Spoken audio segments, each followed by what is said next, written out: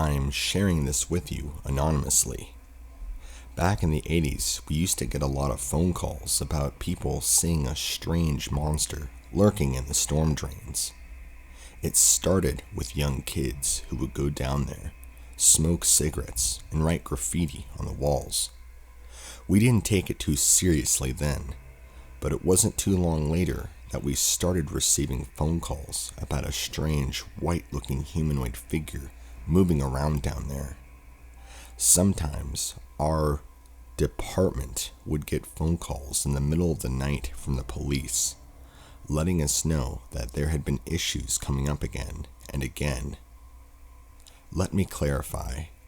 I used to work for a very special department that worked closely with the local police. I can't quite disclose the name of the department that I worked for, but to put it simply, we dealt with situations that the police couldn't deal with. This was one of them. We sent a few investigators down to the tunnels, kept watch, and waited for anything to come back. Now, the sewer system itself is large and rather complex. The city that we operated in, I won't disclose the city, but it wasn't a small town. There were miles and miles of area for this being to be. The area in which it was reported leaving the storm drain was heavily monitored. After days of heavy monitoring, we lost a few good men trying to track down this thing. We eventually took care of the potential crisis, and the threat had been removed entirely from the area. Even though I'm reaching out to you anonymously, there's still too much information that I can't reveal. I can't quite tell you how it got in there. I can't quite reveal exactly what it was, but I can say that the body was transported to a special facility that handles post-mortem cleanup on what I will call experiments.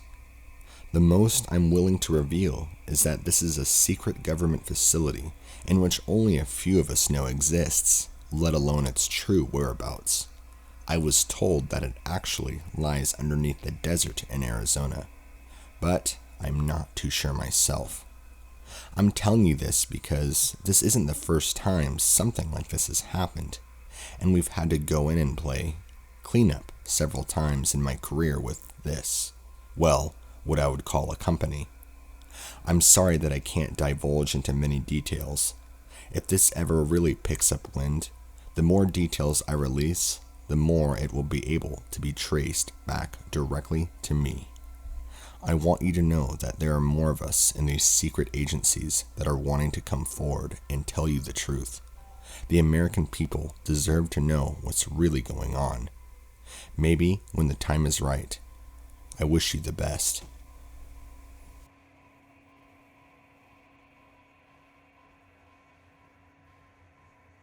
I'm Native American, and my family holds many stories that many would consider false because of their lack of experience in the wilderness.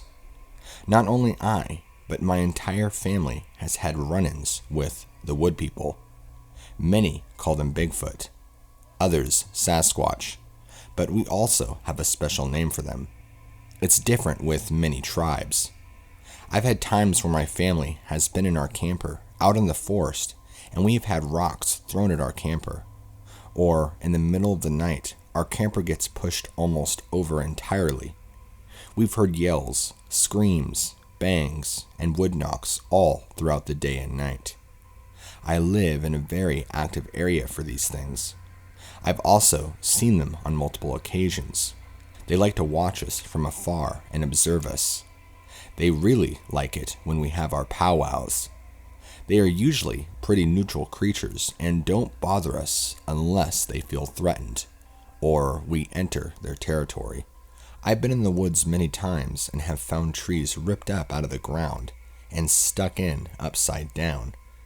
They like to use markers a lot of the time to show their areas to us. We generally respect them, and so for the most part, they do not bother us. One of their favorite times of the year is in late summer when it comes to berry picking season. They love blackberries and huckleberries. There would be times growing up as a kid that I remember picking berries with my grandparents, and all of a sudden, we would smell this horrible smell. It smells like skunk, but it's a real unique and strong odor.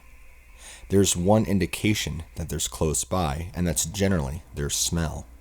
When it's hot out in the summer, I've noticed that their smell tends to travel much farther, and you can really get a good whiff of them.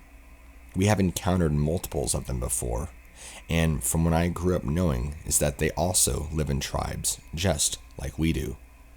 I believe they are a kind of people, a wild type of people. I know there has been other times where they've stolen my grandpa's kills before. He's killed many deer before, and if the carcass isn't taken care of immediately, and it's close by their area, the body will be gone in just a couple of hours. My grandparents always told us not to wander too far as a child into the woods, because when they would tell us stories about when they were younger, children used to go missing and were captured by these creatures to be eaten. I always obeyed and stayed relatively close to my family, so I never worried about it too much. We learned to respect their areas and territory, and they generally stay in their area. To anyone who doesn't believe these are real creatures, just hasn't spent enough time in the right areas. There's many of them, and if you're not careful, they will come after you.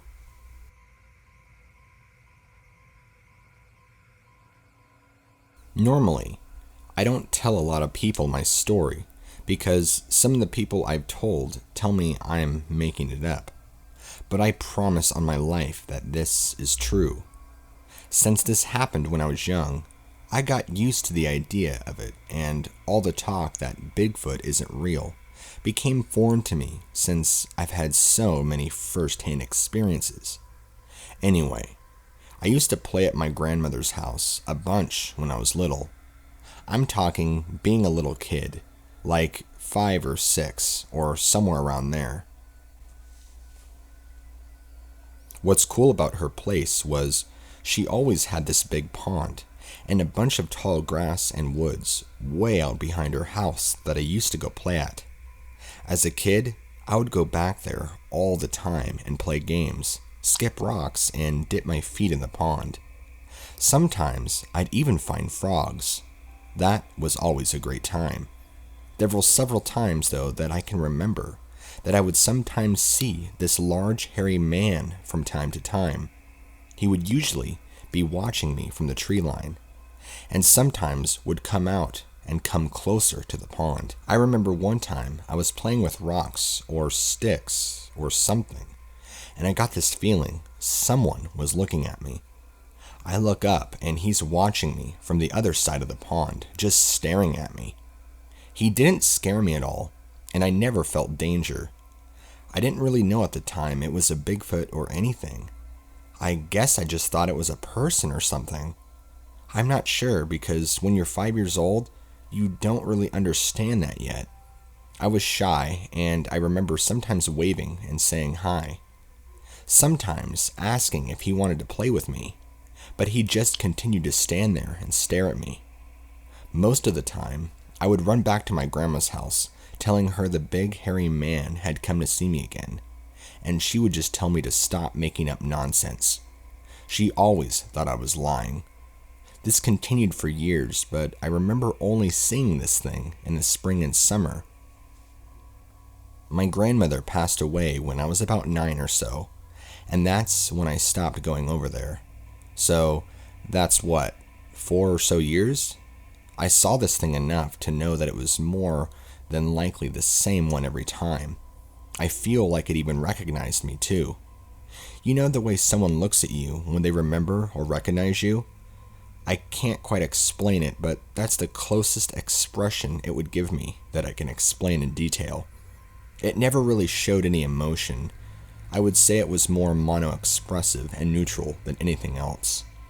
Like I said, it would usually stand behind the trees and watch me at times, or come closer to the pond and watch me, but that was about it. The pond itself was maybe only 40 or so feet around, so When he would watch me, he wasn't too far away. I was able to see pretty much most of his details. It was definitely a he. His hair was thick, matted and shaggy, and he had dark leathery skin on parts of his stomach and chest and his face. He looked very Neanderthal-like, and even though he had a nose like ours, his brow ridge was very pronounced. His lips were also very large. His eyes were dark, but reminded me more of a gorilla's eyes than just big black circles of nothing. He never showed his teeth or anything.